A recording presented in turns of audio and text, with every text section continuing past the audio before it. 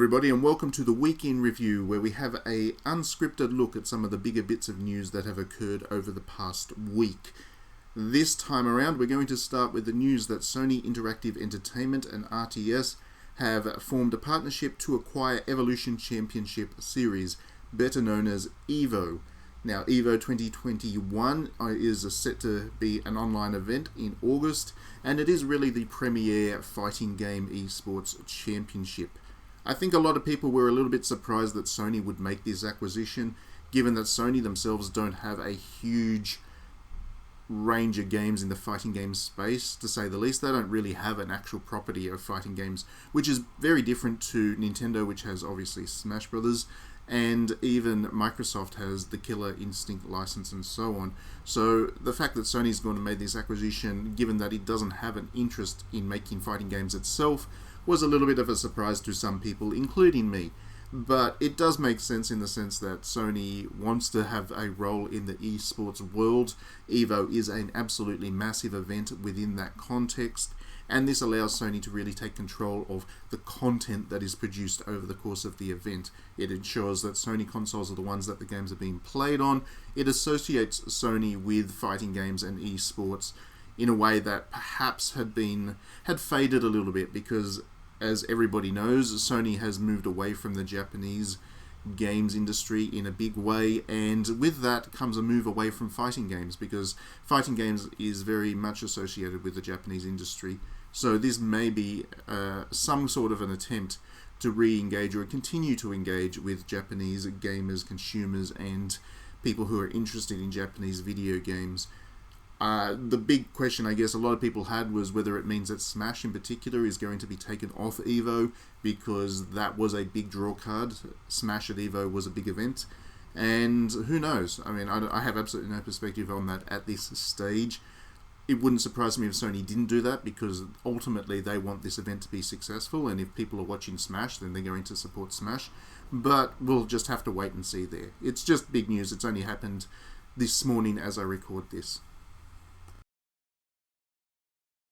Next up, we have some exciting news coming to us from Experience Inc. If you're into your Japanese RPGs, then Experience Inc. is a developer that you really need to pay attention to.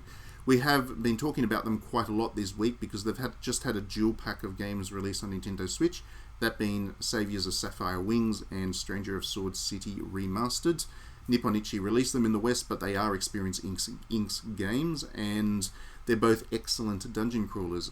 This developer is a specialist in the dungeon crawler, so the fact that they're announcing a new dungeon crawler on March 26, which as of time of recording is a week from now, is something to get excited for, especially since it actually means that Experience Inc. is still around.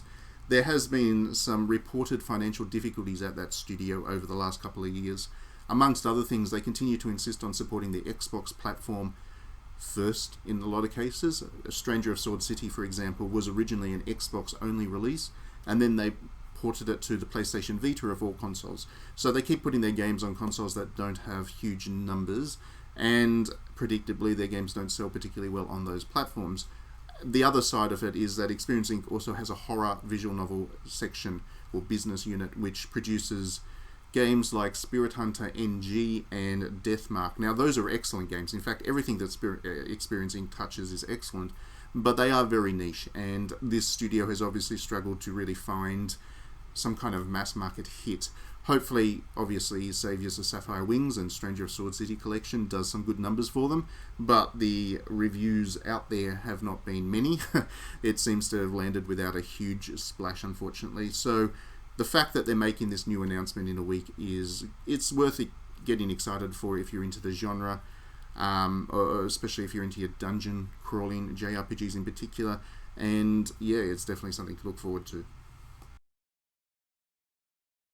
Next up is a story that has me really quite livid. I would be swearing a lot, except I'm controlling myself for the sake of my channel and various strikes that it could get if I said what was really on my mind. But my favourite company in the whole world, Activision Blizzard, has announced that they are going to lay off 200 people from their staff, at the same time that Mr. Bobby Kotick, their CEO, is getting a $200 million bonus. Now, the reason for that bonus is because on the stock market, Activision has had a good year. their stock price has increased. Bobby Kotick has an incentive program tied into the share price, and that's where that bonus comes from. I would imagine most of the other executives at Activision Blizzard are also getting bonuses of some kind or another, because it is quite common in large enterprises to have a bonus scheme tied into stock prices. I mean, ultimately the job of the executives is to increase that stock price as quickly as possible and to get it as big as possible, because that's where the shareholders get their value from. So having that incentive scheme does make sense in a sense, but then the timing of this is just all wrong. And the fact that they are also putting off 200 people suggests that perhaps the distribution of wealth within the company is really quite off. Most of the people that are getting fired, not most actually, sorry, a good percentage of the people that are getting fired worked on the esports side of things, and it has been a tough year for esports, and it makes sense, again, within the context of business to cut back on underperforming elements, and because esports hasn't been able to have those live events and whatever, it has been a tough year for that section. But at the same time, again, it is just terrible for a CEO to accept that kind of bonus when the company is effectively saying that it is struggling in some areas and it needs to cut people back. There should be some kind of voluntary there should be some voluntary initiative from Bobby Kotick and the other executives to not take that bonus and instead funnel it back into the organization so that they can keep those jobs on for when they become profitable again. Amongst other things, not just that it's bad optics, but it's also bad business, because ultimately you need to work towards the future. Esports is obviously the future of video games, at least as far as big profitable businesses go. So the fact that you kind of cut back, that suggests that you're not really looking to recovery, and everything is going to recover at some point. They're going to be live events again. Esports is going to find a way around whatever conditions are out there with the pandemic and whatever. It is bad business to make such short-sighted decisions to preserve a little bit of revenue when you can just not give your executives their bonuses. At least that's my thoughts. So yeah, Activision Blizzard, terrible, short-sighted, horrible company, and Bobby Kotick can go, yeah.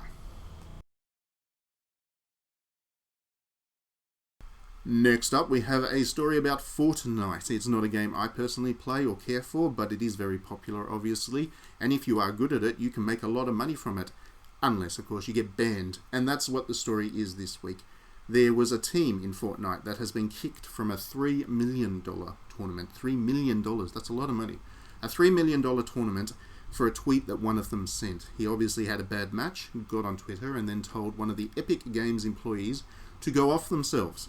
And they did so in a very hostile way. There's no way you can do such a tweet without being hostile. And the story here, for me anyway, is the fact that this has somehow become controversial.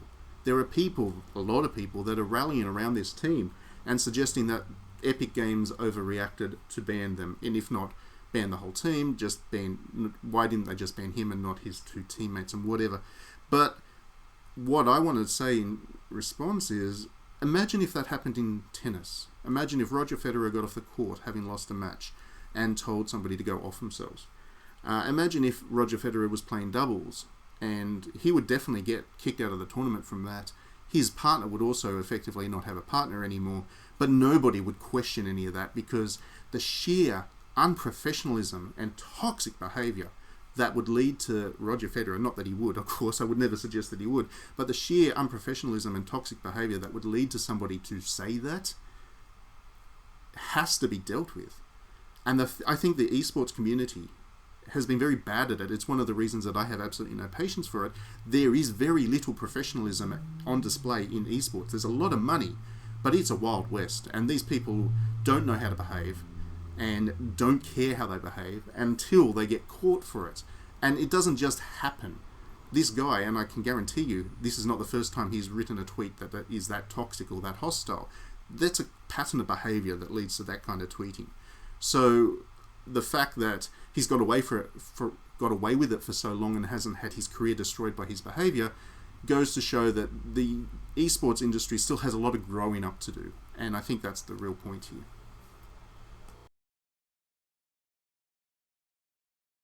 Finally, this week we have some good news if you happen to be a PlayStation owner. Sony is giving away games under the Play at Home initiative with no strings attached. You just can download and play the game.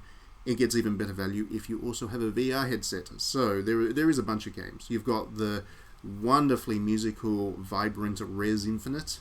Then there is a bunch of indie stuff which is also very good. Abzu, which is a game that I still need to play. And maybe this is the excuse I'll finally get to give it a go, but I've heard great things about it. The Witness, which is Jonathan Blow's excellent puzzle open world game.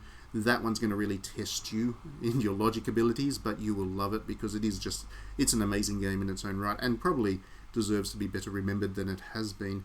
Enter the Gungeon, which is one of those indie darling roguelike action games that a lot of people just swear by. It's still going strong, and that's another free one if you haven't played it yet.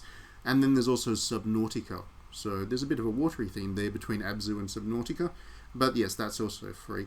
If you also have that PlayStation VR headset, you get to enjoy Moss, which is this wonderfully charming game about a little mouse hero. Really beautiful. One of my favourite PlayStation VR games by a long way.